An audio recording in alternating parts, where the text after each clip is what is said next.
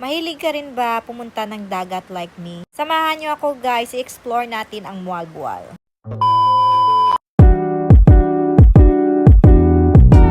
Hi guys! So for today's video, andito tayo ngayon sa Tampi Port. So gagala na naman yung lola nyo.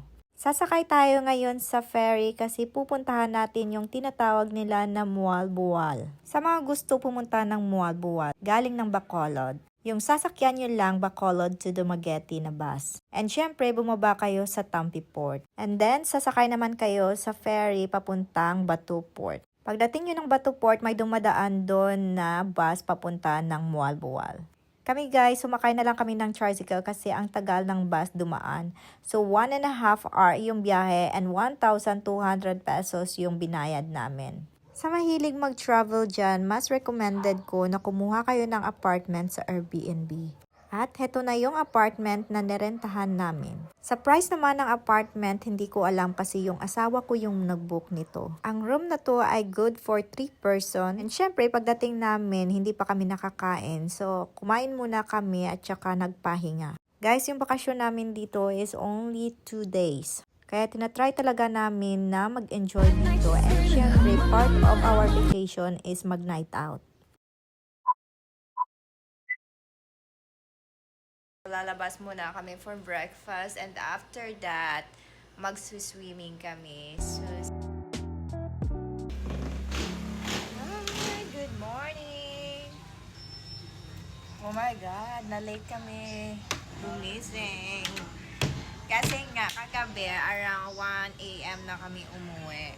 And then, ngayon, hindi ko na-noticed na ano na pala. Around 8:21 na. So, ito yun. Ganda yarn, Barbie. Ready. Ako lang yung looking haggard dito. Bilisan nyo guys kasi nagugutom na ako. Guwapa, bye. Guwapa sa kuno? Guwapa. Ayan, guwapa na? Diyos ko, taba. Ang init. For breakfast pa ba to? Tinanghali kami ng gising dahil nga nag-night out kami kagabi. Buti na lang talaga na malapit yung tinutuluyan namin sa mga restaurant. And one of my favorite place dito sa Mualbual is yung Smooth Cafe. Ang sarap-sarap na mga cakes nila dito. So, dito kami kakain ng breakfast. Tsaka after this, yung plano namin is magsiswimming. Sa mga hindi pa po nakapunta ng Mualbual, yung Mualbual po ay part siya ng Cebu. Lugar kung saan dinadayo ng mga foreigners at tsaka mga local. Marami kasi sila ditong ino-offer na mga activities na pwede mong gawin. One eternity later. Full breakfast. Thank you!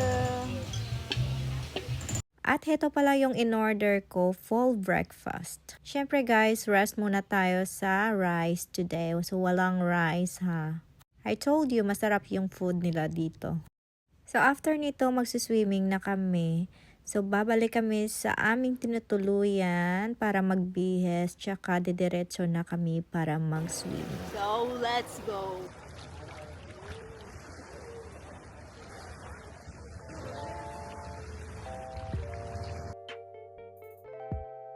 Yung mga friends ko busy kaka-picture.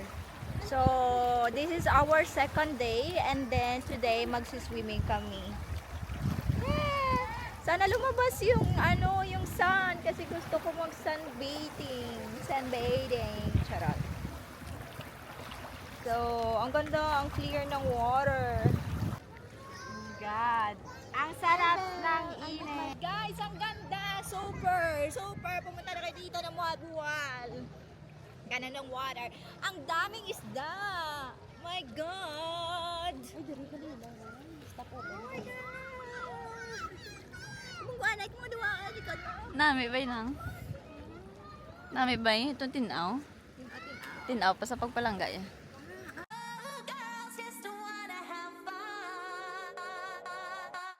After namin mag-swimming guys, syempre naligo muna kami at saka gumala ng konti. And then the next day, syempre it's uwian time.